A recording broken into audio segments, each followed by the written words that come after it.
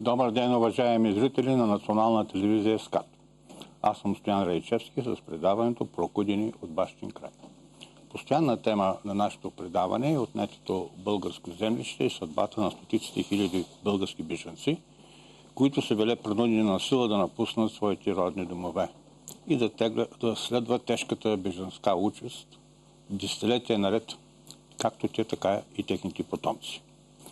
В началото на всяко наше предаване ние показваме на географската карта отнетото българско землище. Получаваме и запитване по някакъв път от читатели на какво основание е очертано това землище, е направена тази карта. Няколко думи ще поясня и за това. Това землище е очертано на базата на етническия състав на населението, което е живяло по тези места, докато преди българското етническо землище да бъде разкъсано по силата на Берлинския договор.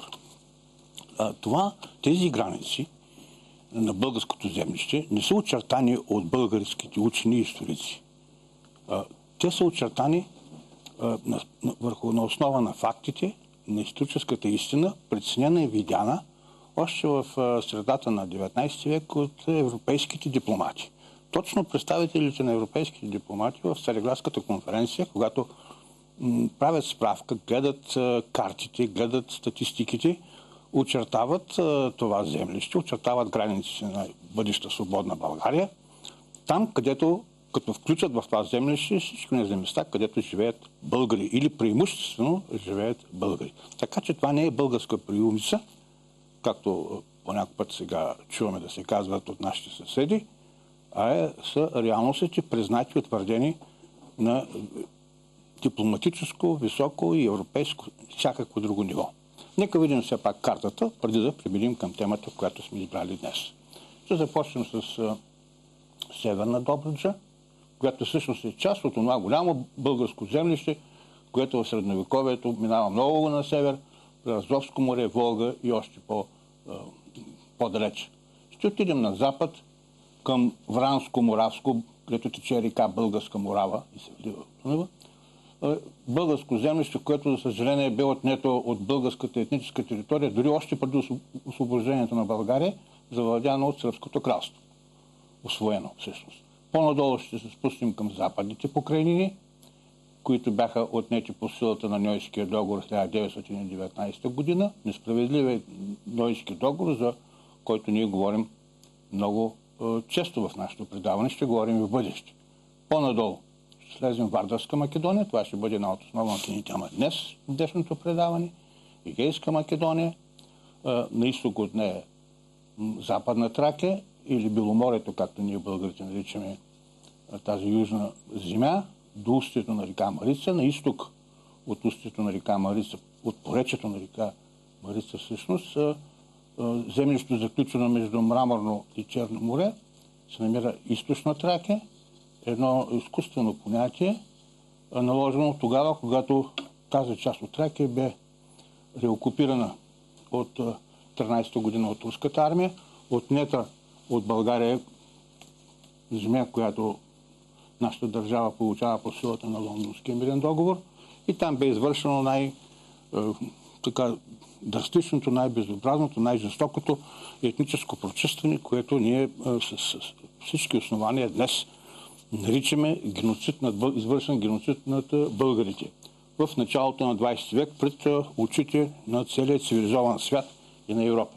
В предаването ни говорим и за други места, където са живели българите. Ставало е дума и ще става и бъдеще за малозийските българи, за българите в Банат и навсякъде друга, където съдбата ги е прокудила. Днес ще говорим повече за македонските българи и по-конкретно за един голяма забележителна личност. Аз бе го нарекал български възрожденец от ранга на Паисий, от братя Миладинови. И с този разговор ще проведем във връзка 120 годишната от неговата кончина. Затова сме нарекли предаването си 120 години от кончината на Григор Пърличев. За наш гост съм поканил неговата правнучка Олга Пърличева. Добър ден, ви казвам, Олга. Драго ми и на почитателите на вашето предаване. Така, преди да няколко минути ще ни извинеш, искам да отговоря на наши зрители и ще започнем един много интересен разговор. наши зрители също могат да се включат в него. Предполагам, родът на Парличев е голям, пръснати в различни части на Балканите, по силата на пижанските вълни, които са прокуждали българи на изток и на запад от хубавата Македония. Искам да отговоря... В Македония и в нашата република Македония и на територията на България. И на територията на България. Отново имам едно писмо от наш зрител господин Генчев. За трети път ни пише. Много интересна теория излага за произхода на топонима Македония. Аз искам да попитам дали той иска да обяснява своя версия за произхода на това име. И бих желал да го коментираме, но ако ти в момента нямаш тази готовност, аз предполагам, че като че ли по-добър коментар може да направим с нашия общ колега, професор Тодор Балкански, който ще ни гостува. Комуто това определено е тема на изследване. Така, да, той е езиков археолог, много добри интерпретации прави. Мисля, че ще бъде по-интересно за нашия зрител. Така че господин Пенчев ще го помолим на 17 февруари да гледа нашето предаване, когато ще ни бъде гост Тодор Балкански, ще коментираме и това негово предложение. Искам обаче да благодаря и да прочета няколко реда от едно хубаво писмо на една наша зрителка, която ни праща своята книга "Вратата на спомените". Ето това е една великолепна краеведска книга, написана от нея самата. И това е всъщност втората й книга. Тази книга за село Разделци, "Вратата на спомените" се нарича, или разказ за село Разделци. Преди време тя беше изпратила първата своя книга за село Доброчица, Антоновска община. Самата Цветкова е потомка на тракийски българи и в историята на това село и на предишната й книга, това, което тя ни споделяше, има много от съдбата на тракийските българи, бежанската съдба, тяхната одисея, пътуването и устройването на новите места. И така проявяваше се като така много добре запознати с миналото си, особено авторът. И так му сега пък ще говорим за вратата на българския пантеон. Да, ние точно с това ще почнем. Просто тематична идейна алюзия към заглавието на книгата. Госпожа Цветкова завършва с едно поздравление към всички, които работят към телевизия СКАТ, за това ще го прочета. Но тя казва нещо много важно за издаването на книгите, което засяга не само такива автори, които работят сами, но и може би и вас, представителите на БАН. Като авторски колективи. Като авторски колективи, че издаването е доста голям. Финансирането на издаването е един проблем и много често автори сами си финансират книгите. Отдавна. Тя казва така: днес пари за книги никой не дава, а и аз не съм искала. Исках само книгата да излезе от печат месец септември 12 година във връзка с Балканската война, но вече навлезох в годините на междусъюзническата. Смятам, че е пак навременно. Точно така. Благодарим ви, благодарности на целия ви екип, благодарности на Валери Симеонов, защото имаме възможността да гледаме това патриотично предаване, да даде Бог още дълги години да ви има на екрана. Благодарим на госпожа Цветкова от името на всички колеги. След което и аз благодаря за поканата. И за поканата. За да можем да отбележим този значим повод. Може би като така новина, която като събитие, не новина, като събитие, което е свързано с нашето предаване, нашата тема, беше една национална дискусия, която се проведе в Българската академия на науките и изкуствата, Асоциация на българите по света и Дружеството за българо-македонско приятелство. Национална дискусия, съвременни проблеми в българо-македонските отношения, концепция за нова политика на Република България към Република Македония. Много интересна дискусия беше, много автори, утвърдени български автори взеха участие, много интересни теми.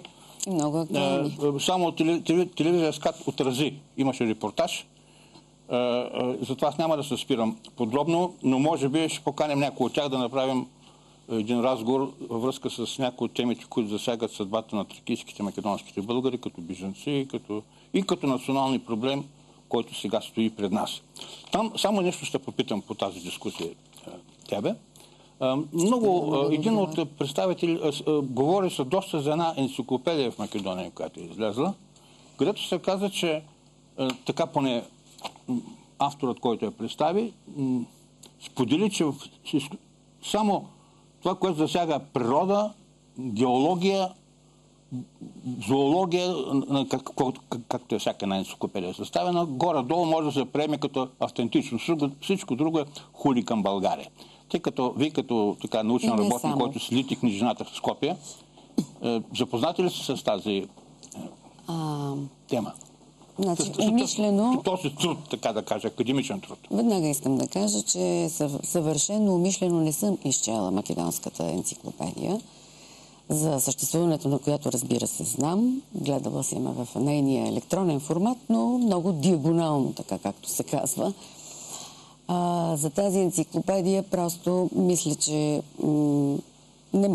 не би следвало да се прави коментар, защото в значителна част от обемът на изданието нещата не стоят по съвсем научен начин представени.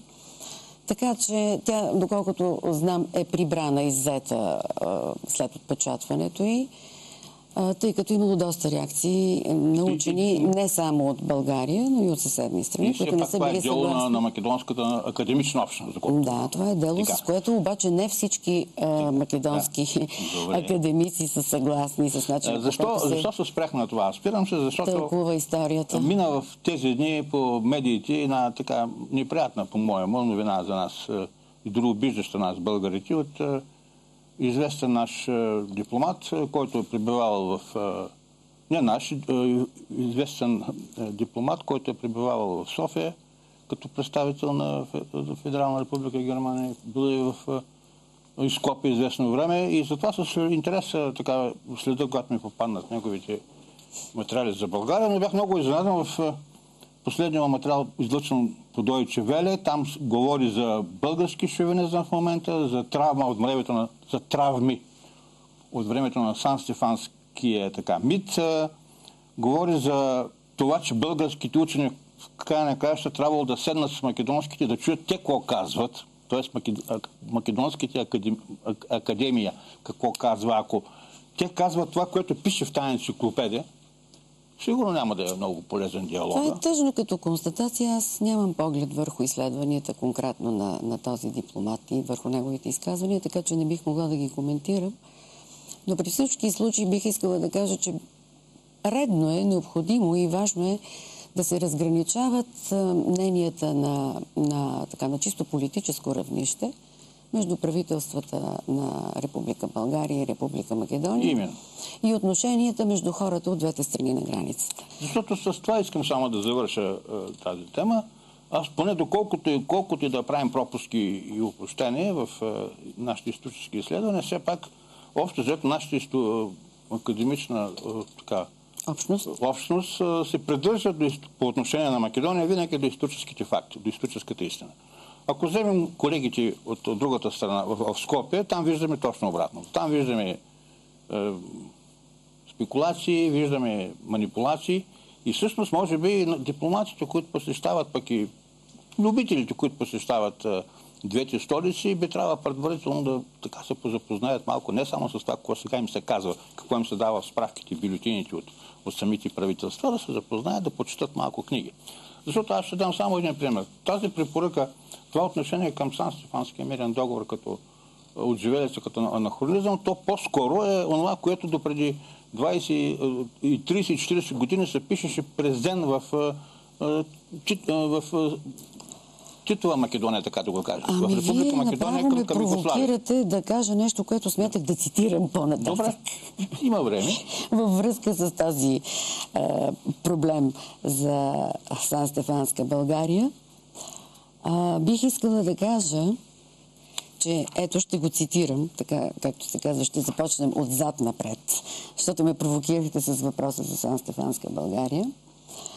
След подписването на унизителния и пагубен за България Берлински договор, Григор Пърличев, към който ще се върнем след това, за да кажем все пак кой е, се отправя именно към новоосвободените части на Отечеството, България, като преподавател, като учител по класически езици и по църковно-славянски език в Габровската априловска гимназия, където произнася две слова – Едното от тях е озаглавено слово за правописа и езика, като има предвид майчин език, т.е. българския, а другото е слово встъпително, което произнася пред колегите си от Априлската гимназия и пред своите бъдещи ученици, разбира се. Той е един по-дълъг цитат, който ще моля да ми позволите да изчета дословно, за да го цитирам коректно. Както сам стария проповедник и учител Пърличев казва, произнася, за да трогне сърцата, като една заветно звучаща молитва, със следният апел. Дойдохме в това место на България, казва Григор Пърличев, да ви спомним често да оправяте мислите си към страдалците свои единородци, за да ви проповедваме мъки и тъги тракийски и македонски. Помните, че майка България е в окаяно състояние, че е разкъсана на 5 части. Когато всички народности се съединяват, казва Пърличев, България биде разединена. Никоя история не забележила толика неправда. Майка България, като претърпе зверски ярем в разстояние на 5 века, днес плаче за своите чада Тракия, Македония и Добруджа. За Пирот. Помните, че Австрия подари Пирот на сърбите, за да посее между славяните разпри. Не забравяйте никога, че майка България има разрешени косите си от тъги и жалости. Че имате свещена длъжност да се притечете на помощ майци си, да отриете нейните сълзи, да замените черните й дрехи с бели. Безбройни учени българи жертвували са живот и имот за майка България. Да утешите разплакана майка България и така да станете безсмъртни на земи и на небеси. Амин. Амин.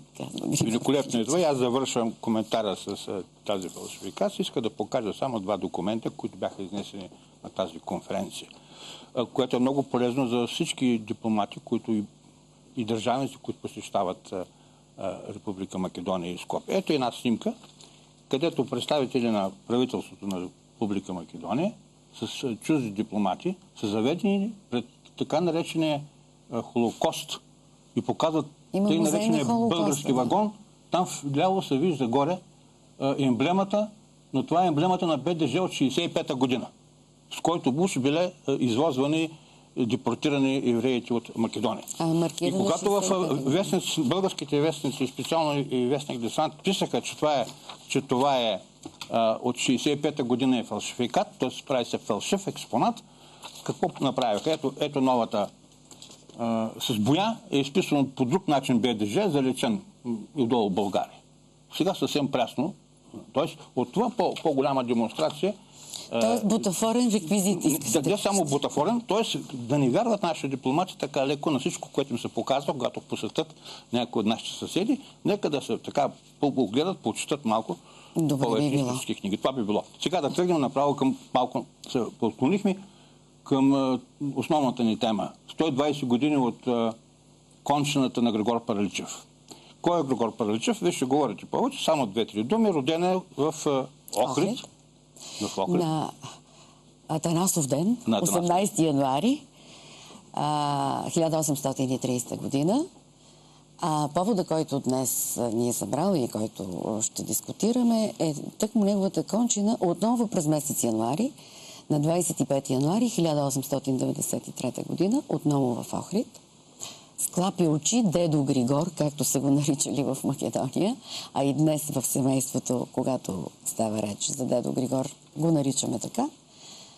И тогава интересно е да се каже, че целият Охрид, мало и голямо, мъжко и женско, както твърди преданието, затваря кепенците на Охридската чаршия и въпреки, че денят е бил мразовит и студен, януарски ден, целият Охрид отива да изпрати с почет и признание своя народен водач.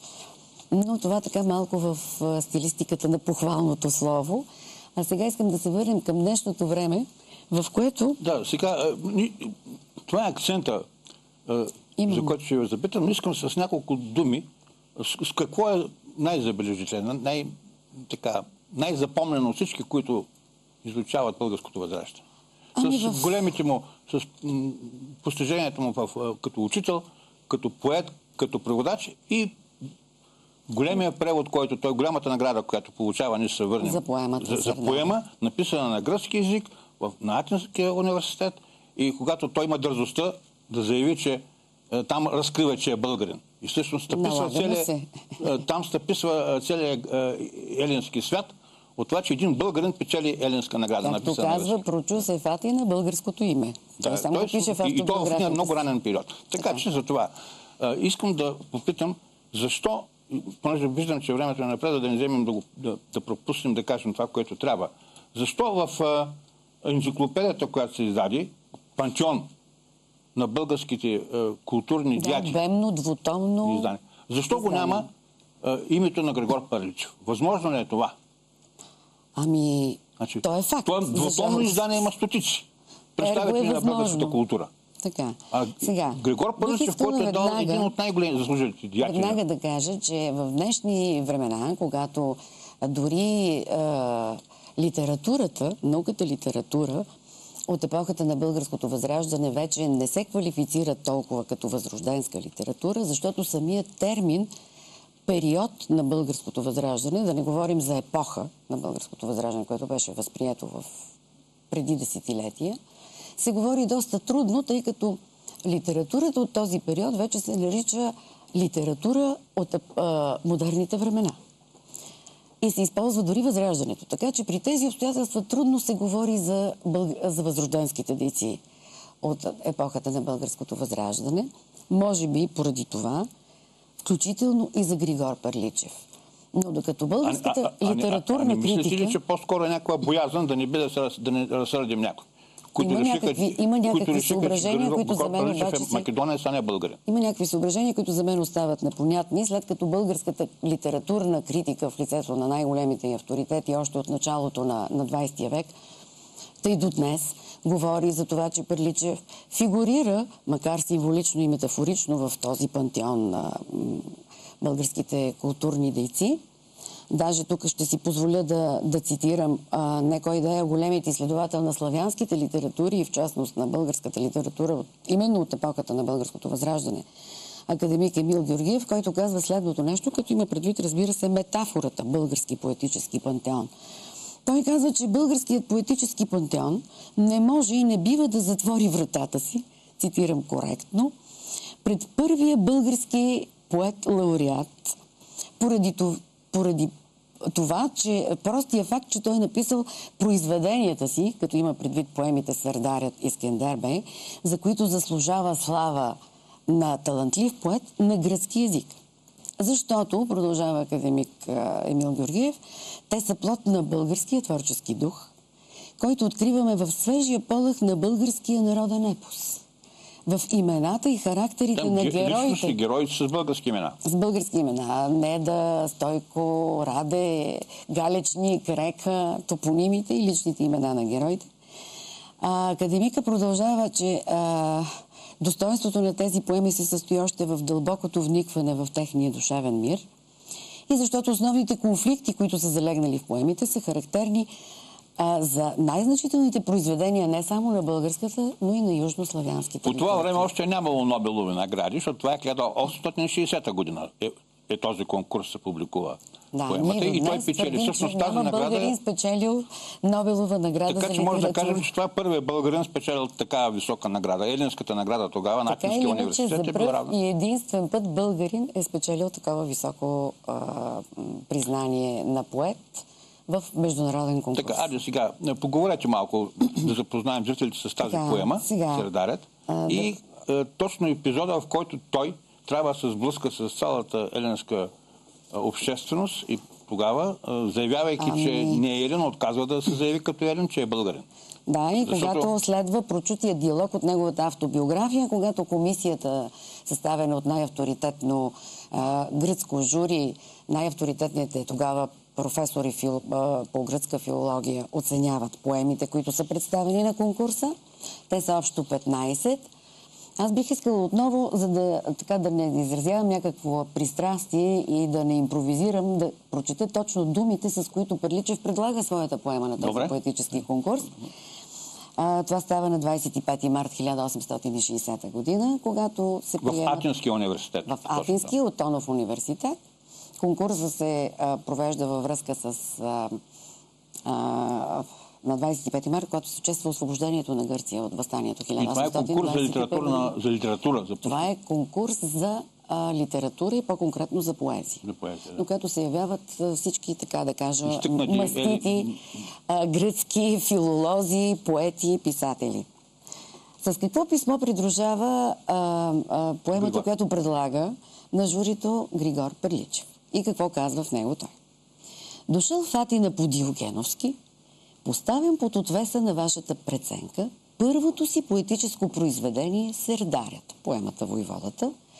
Любопитен да науча дали мнението, което съм съставил от известно време за себе си, се оправдава до някъде или е рожба на младежко самохвалство. Очаквам решението на комисията с уважение и без предубеждение. Ако обаче намерите в стиховете ми някаква хубост, желая да възнаградите бденията и трудовете, които съм положил, поне с една малка бащинска усмивка. Защото ви ги предложих не заради себе си. И ако не намерих доброто, то поне го потърсих, казва Пърличев, предлагайки своята поема. Какъв е отговорът на комисията за поемата? Тя не знае какъв е той по народност, само защото той пише на гръцки. Защото той не познава точно регламента на конкурса и не поставя пълните си 3 имена в отделен плик, който би трябвало да е запечатан и приложен към съответното произведение, а се подписва само с инициалите си. ГСП, което означава Григор Ставров Пърличев, така че тази година, 1860, поемата Сердарят е представена като поема от един анонимен автор, който присъства в този момент в залата, разбира се, без да очаква, че наградата ще бъде присъдена нему. Едно момче от Охрид. Едно момче от Охрид, което е застанало така накрая, изтласкано от тълпата към вратата, в която е прекрачил с треперещи нозе и чува следната оценка, изразена чрез председателя на конкурсната комисия Лекос Рангавис, който дава следната оценка на поемата Сердаря. Малък е камъкът, малко са релефите върху него, но колко точност, колко симетрия, колко усет за доброто в линиите му и колко живот е вдъхнало на тази проста творба, чудотворното длето, така, че за него да топти сърцето, когато всички други го оставят студено. Това произведение не допуска друго тълкуване, само едно възклицание на възхищение. Езикът му е много чист и безпогрешен. Композицията на поемата не е сложна, но истината рядко се нуждае от сложност, за да трогне и да се хареса. Колко опитно и забележително са изработени всички детайли и художествено организирани. Всеки стих в този... Тоест няма спор, 2 думи по качеството. Те са във възторг. И казва той, понеже всеки стих блести като чист бисер, поставен на подходящо място в богато украшение, тази година комисията смята поемата Сердарят за първа и дава лавровия венец на Сердарят. Това е и после какво става? Оценката на комисията. Какво става после? То всъщност не е после, а преди това. Защото Григор Пърличев всъщност започва своите книжовни занимания твърде рано. Превежда Илиадата. Едва 4 годишен, когато взима в ръце от ръцете на своя мъдър белобрат дядо първия си гръцки старинен буквар, от който започва да изучава гръцки език, а след това, още като юноша, 14-15 годишен, започва да превежда сложни и дълги гръцки ръкописи, за да помогне своето семейство, чрез труда си, черен преписвачески труд, впрочем, по богати охридски фамилии. Тогава, между другото, Григор Пърличев превежда и службата на светите задмочисленици в същия този период от време.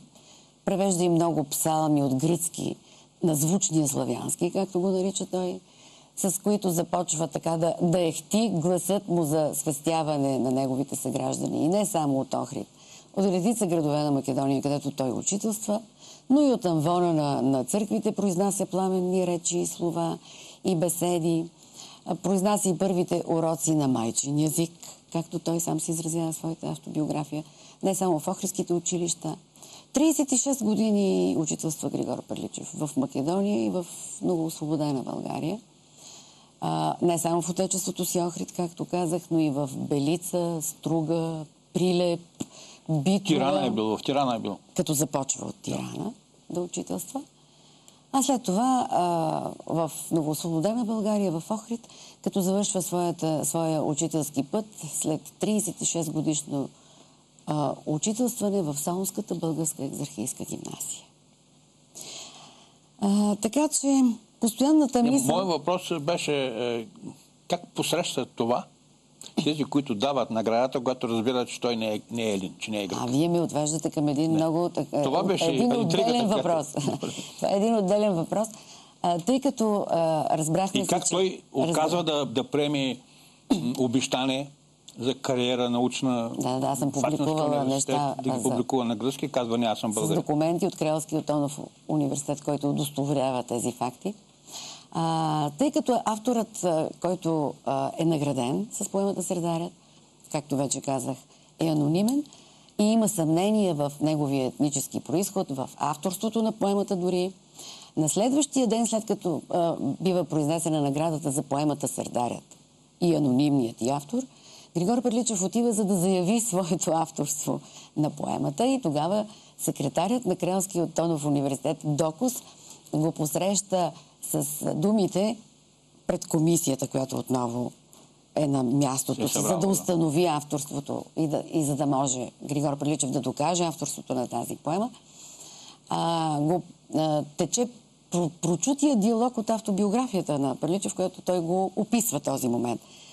В който го питат на каква сте възраст и той отговаря на 30 години. От каква сте народност? Българин, отговаря Григор Пърличев, което естествено всява смут сред авторите, които след журито, да. Имайки предвид, че поемата е написала на перфектен катаревоса, гръцки език от средата и втората половина на 19 век, не очаква, че авторът и може да е българин по народност. И тогава председателят на журито пита Пърличев, или по-скоро казва, не е възможно българин да има такива черни очи и такива черни коси. На което Пърличев отговаря, аз не отговорих на това, а впих поглед в неговия, тогава онзи сведе своят и унеме, казва Пърличев. Така че той достойно отговаря. След това следва една дълга полемика, много ожесточена, много яростна в атинската преса, в която на Пърличев са вменени и то от професори, участници в конкурса, които не са спечелили наградата, включително и от неговият професор по ботаника, Теодорос Орфанидис, който оспорва авторството на Пърличев, наричайки го агент на българската пропаганда, на което Пърличев дава достоен отговор. Пропаганда още нямаме българска държава, всъщност. Достойни са думите на Пърличев и в полемичната проза, както и в поезията. И той казва, не ме предизвиквай да се сравнявам и да споря с теб и в поезията, и в прозата, както и в поезията, защото едва възлязал на литературния небосклон, аз те бих тебе, старият поет, който вече отиваш към зенита, така както Аполон би Марса. И казва, цитирам, разбира се, по памет, кой те пита дали пиеш вода от Милет или си наследник на Омир, кой те чува? При положение, че наградата е спечелена от този млад охридски поет в негово лице. Така че това е една дълга, сериозна тема за полемиката в атинската преса, на която Пърличев участвайки... Важно, че той не се ласкае, не само... той не се подава на изкушение да приеме предложил му пост, предложени му... Защото пред него се представила възможност за бляскава писателска кариера, както и преводаческа. Тук би следвало да кажа, че най-прогресивните демократични умове на гръцките прогресивни и демократични авторитети в лицето на един Панайотис Суцус, например, защитават авторството и поемата на Пърличев и се обръщат към Орфанидис, на когото казва, ти всъщност клеветиш българина, младежа, за да контрираш спечелената от него награда. И казва, не, той е този, който парадира със своя етнически произход, а ти си този, който поставя по недостоен начин този проблем. Ето едно достойно поведение. Би ли посочила... Комисията наистина му предлага да следва в Оксфорд или Берлин на общи изчет, както казвате. Да, на издръжка на гръцката държава, да. Да, на общи изчет, както казвате. Но Григор Перличев получил вече съобщението за гибелта на миладиновци. На брата Миладинови, вероятно са отровени от... Това е само хипотеза, но е една възможна хипотеза, така или иначе, за смъртта на братя Миладинови. Казва, нужда велика е да ида от дома си и да гина или отмъстя за миладиновци. Да отиде да отмъстя, да продължа делото. И тогава започва борбата за въвеждане защото братя Миладинови, всъщност битката им е с карцизма, който се която налага. Която е и Перличевата кауза. Която е неговата кауза. Да, и всъщност той изостава кариерата си в Оксфорд, за да отиде учител в Македония и в българските земи на Запад. Но не се възползва и от стипендията, която му се предлага, като спечелил наградата поет, от която просто никога... И как би прозвучал, малко се отклоним, как би възприел се един съвременен младеж, който кандидатства за стипендия? Не зная дали изобщо би го възприял по някакъв начин. По-скоро ще остане непоятен този царствен жест. Но съм сигурен, че има млади хора, които ще се впечатлят и ще се размислят и може би ще го повторят. Би било добре да се размислим, защото на всичкото отгоре половината от паричната награда, която се дава за спечелилия конкурса, за лавровенчания поет, на Перличев, след като разбират, че не е грък по народност, не я получава в злато, а в сребро. А на всичкото отгоре той я дарява на един беден студент по теология от теологическия факултет на Атинския университет, при положение, че той самият съвсем не е от богатите. Също. Та също ми се струва, че е хубаво. И още искам да кажа няколко думи за другата му поема голяма, но преди това няколко, може би, ще ни посочиш някакви пасажи от неговата автобиография, която той е писал, където той заявява, че е българин, като безспорно доказателство към всички онези, които се опитват да оспорят неговата народностна принадлежност. Какво по-категорично това, което ви прочетох за майка България, а и другото, което пише в своята автобиография Перличев: ако спечелих лавровенец, спечелих го геройски, без да тропам на ничия врата. Казва той. Българин съм, не се отказвам от своята народност. Това иска да кажа. Българин съм, не се отказвам от своята народност. И още нещо, мен ме впечатли, когато четах ранните му творби. На едно място той казва нещо: съвършенство или смърт. Да, това е вижте, съвършенство преди още свобода или смърт. Съвършенство или смърт. Съвършенство или смърт. Наистина, постоянната мисъл на Охридски възрожденец била или съвършенство, или смърт. Аз нямам...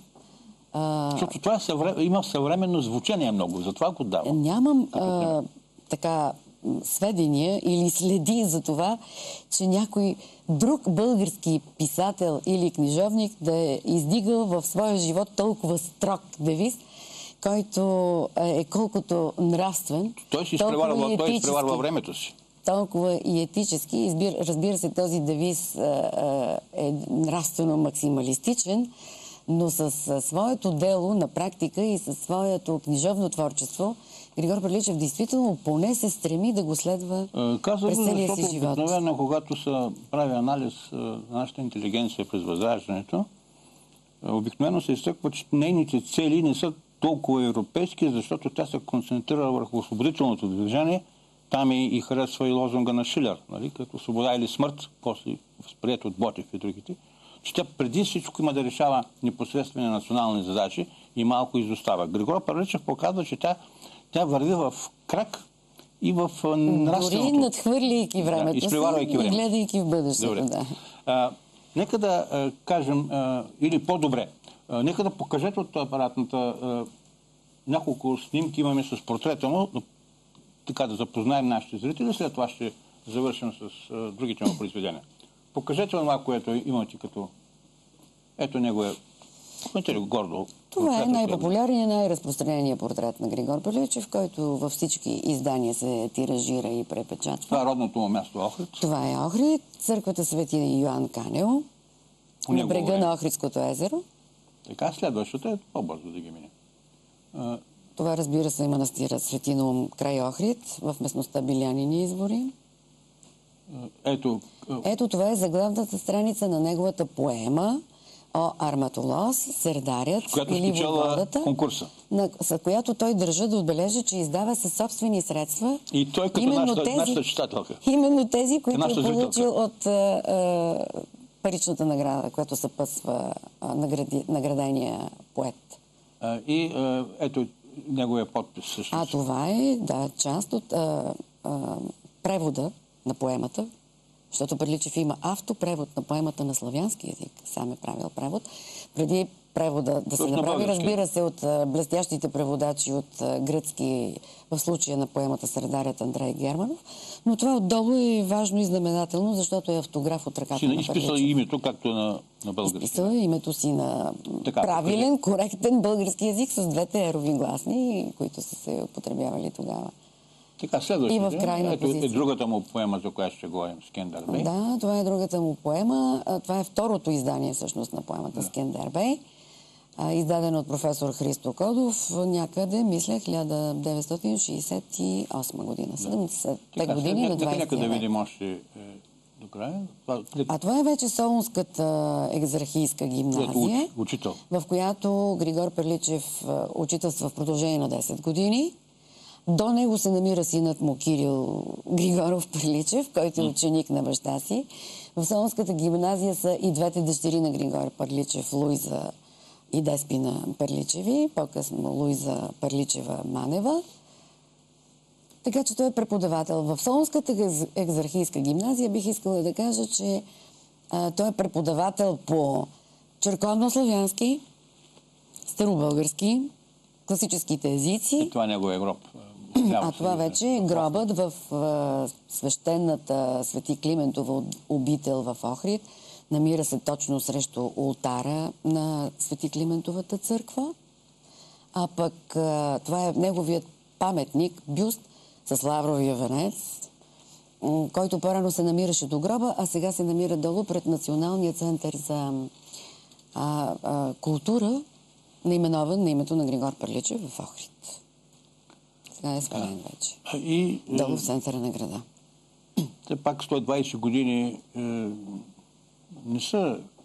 е достатъчно време, в което може да бъде направена една реална оценка за всеки един деятел, за всеки един културен деец или творец, общественик, възрожденски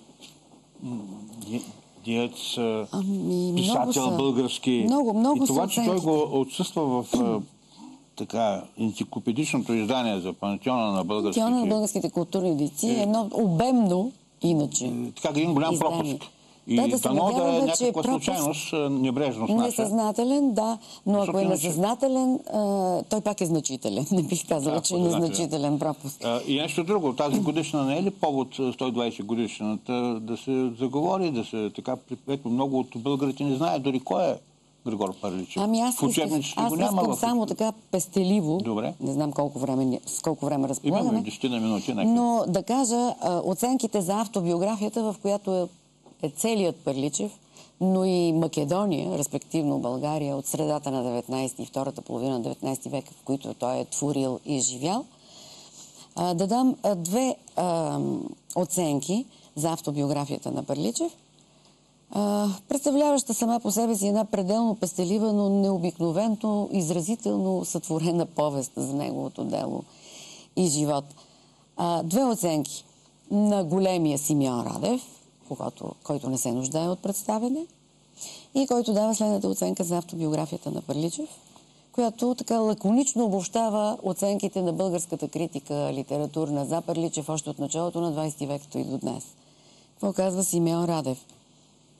Биографията на Пърличев е по съдържание, заедно с историята на отец Паисий, с която вие започнахте аналогията, в началото на вашето предаване, житието на Софроний Врачански и подигото на Вазов, една от най-вълнуващите книги не само в българската, но и в южнославянските литератури. Със своите художествени качества тя поставя автора си между най-големите български писатели. Друга една оценка, която държа да цитирам, е тази на академик Петър Динеков, който сам е един от най-популярните и най-тачените изследователи на литературата на българското възраждане. Тя е малко по-обемна, но пък затова обобщава живота, делото и творчеството на Пърличев. Да се проследи животът на Григор Пърличев, значи да се разкрие една трагична съдба, пълна с велики възторзи и с помръкнали надежди, с необикновени радости и с тежки страдания. С упорита борба за възтържествуване на майчиния език в училищата в Македония и в отечеството му Охрид. Да се разгледа литературната дейност на Пърличев, продължава академик Динеков, означава среща с един безспорен талант, с една дълбоко поетична природа, с един от най-блестящите успехи на поетическото слово, който е постигал българин през епохата на нашето национално възраждане, макар че успехите се сменят от дълги и мъчителни творчески усилия, които създават много огорчение на писателя, но завършват с една несъмнена победа. Трогателно написана, вълнуваща автобиография. Имаме зрител, нека да го чуе. Да, разбира се. Ало, здравейте. Добър ден. Чувате ли ме? Да, добре да чуя. Ползвам повода от цитата на академика, за да се каже това, което не се каза. Когато говорите за дядо Ви, трябва да се каже, че той има няколко периода. Най-малко 3. Не чух тази оценка за различните периоди и мене ме интересува основно последния, късния Пърличев, връзките му с Грубчеви, с Темистокли Попов, неговите идеи за така нареченото македонско ядично прашене, за падежите. Ето за тези неща не се говори, а е редно да се осветли Пърличев във всичките му периоди, във всичките му нюанси. Благодаря ви предварително. И аз ви благодаря, ако с няколко думи. Това би могло да стане, разбира се, и аз съм го направила, веднага искам да говоря на вашата зрителка. В своята статия «Кирило-методиевските традиции в публицистиката на Григор Пърличев», издание на Кирило-методиевски научен център, където вие работите, където сте научен сътрудник. Където има отговори на всички тези въпроси, така, достойни за едно научно изследване, впрочем. Но действително Пърличев има връзки с много охридски фамилии, на първо място с Узунови, тъй като неговата съпруга Анастасия Узунова е сестра на Димитър Узунов, който пък е баща на 3 прочути охридски войводи. Ангел, Андон и Христо Узунови, Христо Узунов Дуле. Пък неговата съпруга Анастасия Узунова е сестра на въпросния Димитър Узунов. Така че по-късно дъщерите, една от дъщерите, може би не, дъщерите, а сестрата на Григор Пърличев, Зографина, има връзка с Диамандиеви. Тя е омъжена за човек от Диамандиевия род. Разбира се, има връзка с Грубчеви, Точкови и всякакви. Всъщност потвърждавате това, което разбира се, потвърждава. Имаме друг зрител, нека да го чуем. Ало, добър ден. Добър ден. Добър ден. Да, кажете и вашия въпрос. Вие сте на провод за господарна сила, господин. Нещо не го чух. Не разбрах също. Не да го разбера. Добре. Вече във всички случаи пак ще се върнем към това, че тази годишна не може да не е повод, да не стане повод да си припомним и да си помислим за този човек, за този голям български дец, културен и обществен, макар да не е воювал с оръжие, воювал с слово. Воювал и с оръжие. Има спомени, които казват, че той е предвождал учениците си от Солунската българска езерхийска гимназия по време на ръкопашен бой с гърците. Заслуги са словото, като оръжие за българщината. И на дело и със слово е воювал. Да стане повод отново да бъде така върнат в пантеона на българските деятели, на големите български деятели, особено сега, когато така безогледно се посяга към българското културно-историческо наследство от страна на съседната ни Македонска република. Това е от личностите, които ние трябва да отстояваме като български стожа. Така че да се надяваме, че този пропуск, който е в пантеона, в енциклопедичното издание, двутомното, е небрежност, то бих казал непростимо, но ако е съзнателно, е просто престъпно отношение, което трябва да бъде заклеймено и да бъде изправено. Целият му живот и дело и творчество са били посветени на тази кауза. Другата му поема, която все пак трябваше Скендър Бей показахме. Това е достатъчно. Искам да попитам, защо не ви ли прави впечатление, че първите издания, това, което съм чел, първите му биографични очерци и критики по неговото творчество, я помним като Скендър Бек. Защо Скендър Бей напоследък го нарича? Скендър Бей. Не е ли това е малко турцизиране по този? Скендър Бек е старата форма. Веднага отговарям защо. Защото за щастие, благодарение на една специализация, която спечелих с конкурс към Министерството за образование и наука, преди 2 години имах възможност да поработя, за което благодаря и на македонските институции в лицето на архиви и библиотеки в Скопие и Охрид, че ме допуснаха да работя. Имах възможност да погледна автографа на Пърличевата поема Скендър Бей. Тъкмо защото на първата заглавната страница Скендър Бей в 4-те краища на листа, в който започва да я пише именно Скендър Бей с и кратко. Значи възстановява се Пърличевото название на поемата. Среща и по други форми, може би. Да. Но я има и като Скендър Бек, разбира се. Понеже казахте, доста сте работили в архива в Скопие. Сигурно сте попаднали на други интересни неща по неговата биография. Мисля, че по-нататък ще имаме възможност да не съобщите и някои резултати. Определено. Това, което искам веднага да кажа, защото вече по някакъв начин съм обобщила наблюденията си от тези архиви, е, че онова, което не познаваме от творческия лик на Пърличев, е именно неговата ораторска проза. Ние го познаваме като писател, поет, преводач, малко нещо като публицист, но дълбоко неизследван и непознат е той именно като оратор. А той е произнесъл над 30 слова, речи и беседи с оригиналите и автографите, на които там аз се запознах в тези архиви. Някои от които са публикувани в Възрожденския ни периодичен печат, но значителна част от тях остават в архив, не е обнародвани. Предстои ли някакво ново издание за него? Те са обект на моето... Миналата и тази година не съм срещал в медиите и в периодичния печат и в научните издания темата Григор Пърличев защото я няма. Извън статиите и студиите, които аз си позволих да обнародвам. Аз ще бъда изключително доволен и мисля, че всички, които ратуваме за истината, за българската истина, името на Григор Пърличев да бъде така възстановено в общественото пространство, като присъствие. Също ще бъда благодарна и признателна. Затова трябва за него трябва да знаят и студенти, и ученици, и граждани. Тук бих искала с един цитат от него да завършим, да мисля, че няма време. Имаме минутка да завършим. Да, така.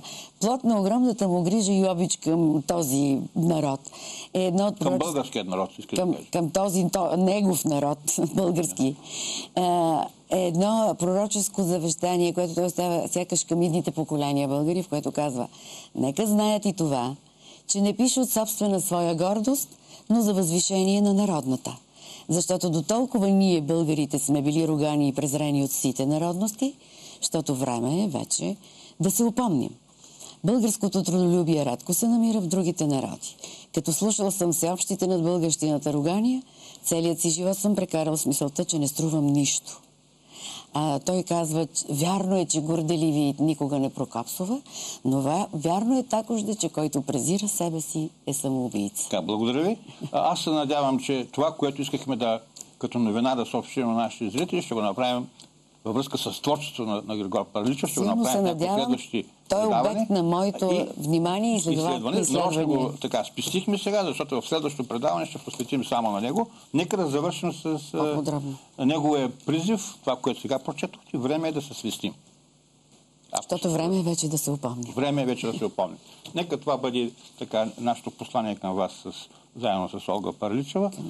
Уважаеми зрители, поздрави Кирил Пърличев, брат, който също издаде много хубави книги за Македония. Дано продължи в тези си усилия. И спомените на сина на Григор, Кирил Пърличев, нашия дядо. С това, уважаеми зрители, ви благодаря за вашето участие и за присъствието. Ще се видим отново в следващата неделя в 15 часа. И аз благодаря за поканата.